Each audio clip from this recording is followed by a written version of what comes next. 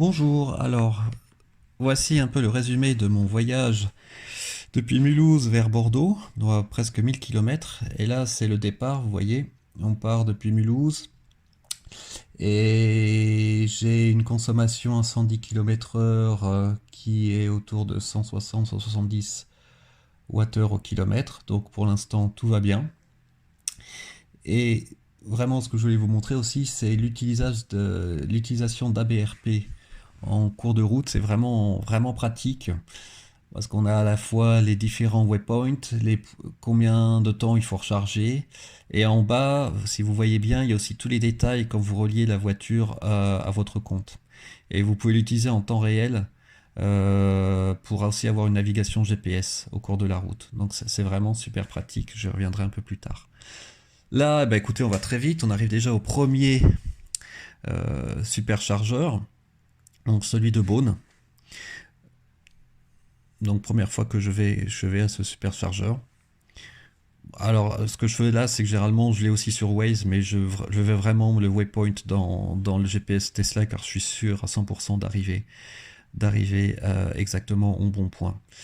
Et donc je crois que c'était un Novotel et vous allez voir, il y a pas mal de bornes et il y avait pas mal de bornes LIRM, mais vous allez voir que ça va pas être le cas à Clermont-Ferrand. Donc là, excusez, ça tremble un peu.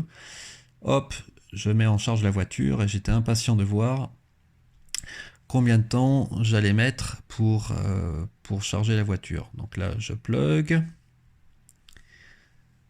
Je pense que tout le monde connaît maintenant. C'est bleu, communication. Après, ça vire au vert. Et je vous parlerai en fin de vidéo de mes petites déboires quand je suis arrivé près de Bordeaux, à la Cano, là.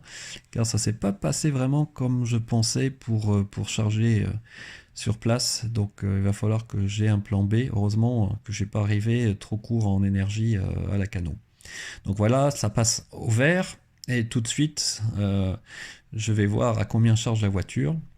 Donc en fait, j'ai chargé pour ce premier superchargeur, on va regarder, j'ai voulu charger jusqu'à 90%. Au départ, à peu près 120, si je me souviens bien, 120, 125 kW, donc une recharge tout à fait honorable. Quoique là, je suis bloqué à 112. Mais rien de particulier, vous allez voir que c'est un peu différent au superchargeur de Clermont-Ferrand, car il y avait beaucoup plus de monde. Alors là on arrive à la fin de la supercharge, il me reste 10 minutes, vous voyez, à 80%, évidemment la charge diminue à 49 kW, et vous voyez que j'ai dû programmer dans BTroute Planner, je voulais pas passer par Mâcon et Lyon parce que j'étais sûr qu'il y aurait des bouchons, donc j'ai forcé passer par Vichy et Clermont parce qu'autrement le ABRP aussi me faisait passer par l'autoroute et moi je voulais pas.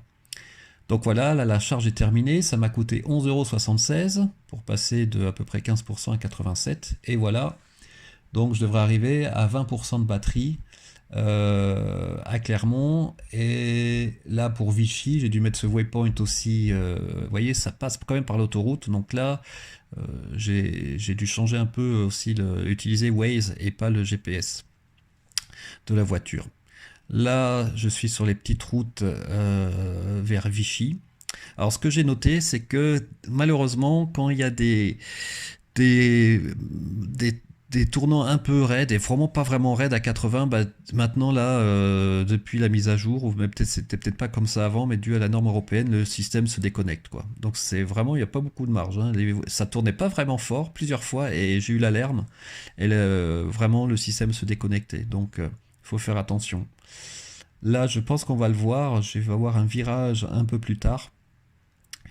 Où, vous voyez, je suis à 80. Vous voyez le virage à gauche qui arrive. Alors, certes, il y a le signe. Et je pensais franchement que, non, auparavant, je pense que les voitures le prenaient tout seul, tranquille. Et là, hop, je reprends la main. Elle ne le prend pas.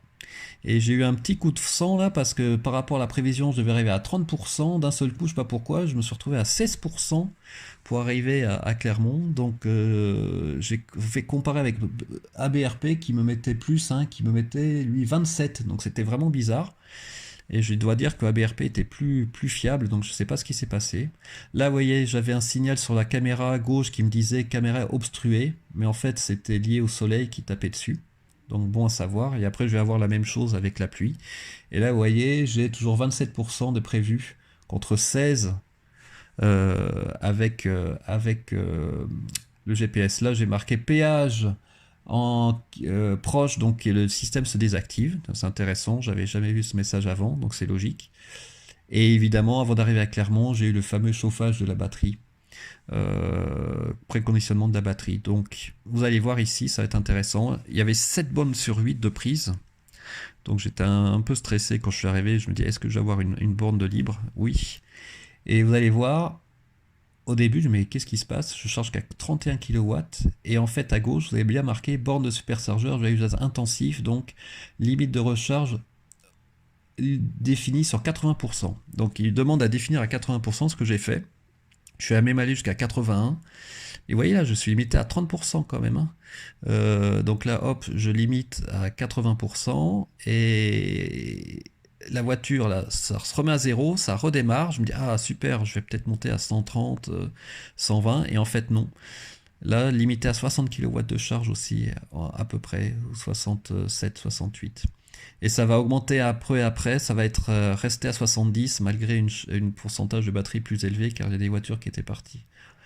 Là, vous voyez les voitures, beaucoup de Tesla Model 3 qui étaient sur le parking. Et donc après, vous voyez, j'étais à 88 kW à 64%. Donc il y avait des voitures qui étaient parties. Je pense que la limite de charge était arrêtée.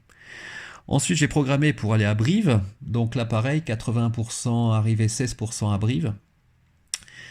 Et là, il me prévoyait avec 20%, un peu plus de 20%, 24%. Donc vous voyez, là, c'était ABRP qui était pessimiste. Mais c'est vraiment bien d'arriver avec 20% mini. Hein, parce que maintenant, je pense que je ferai toujours comme ça. Parce que vous allez voir après. Alors là, c'est la voiture qui sort de l'autoroute. Et là, en automatique, elle ralentit toute seule. Elle prend le virage toute seule. Elle reste bien au milieu. Là, j'avoue que c'était assez impressionnant. Alors évidemment, il faut garder les mains sur le volant. Et regardez bien après ce qu'elle va faire. Elle va même réaccélérer.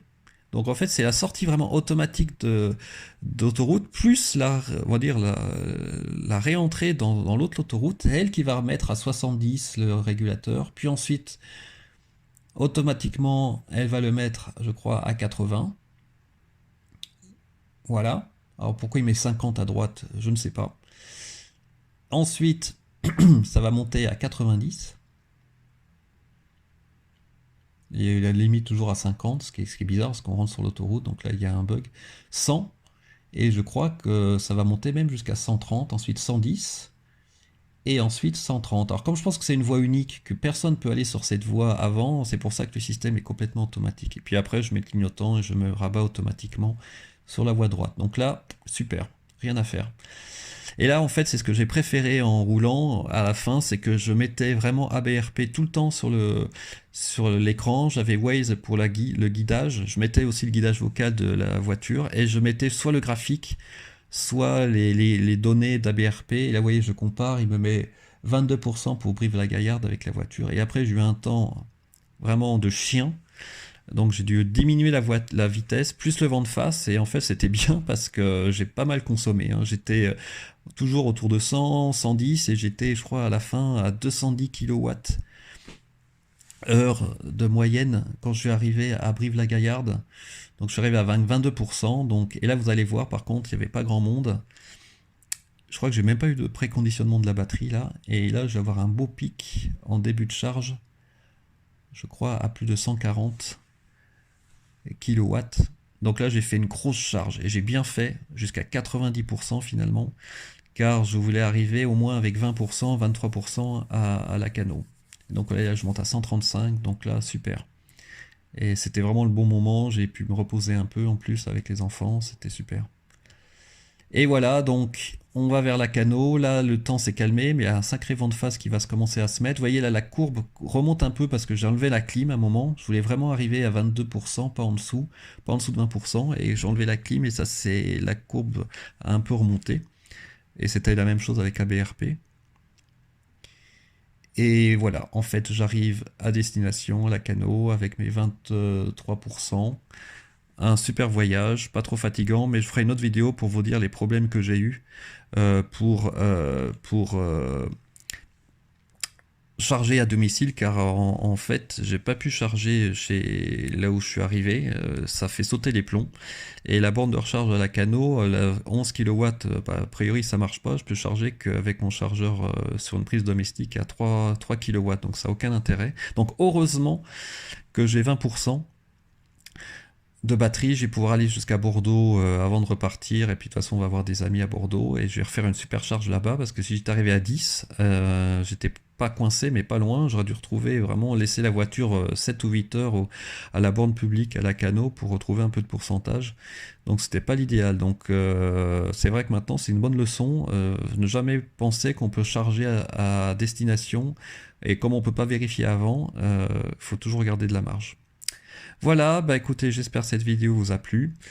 Dans bientôt, bah, je vais faire un autre voyage, cette fois de l'autre côté de la France, je pars de Bordeaux vers Nice, et je vais essayer de passer par des chargeurs Ionity. Merci beaucoup pour votre attention, n'hésitez pas à poser des questions, à vous abonner, et je vous dis à bientôt, au revoir.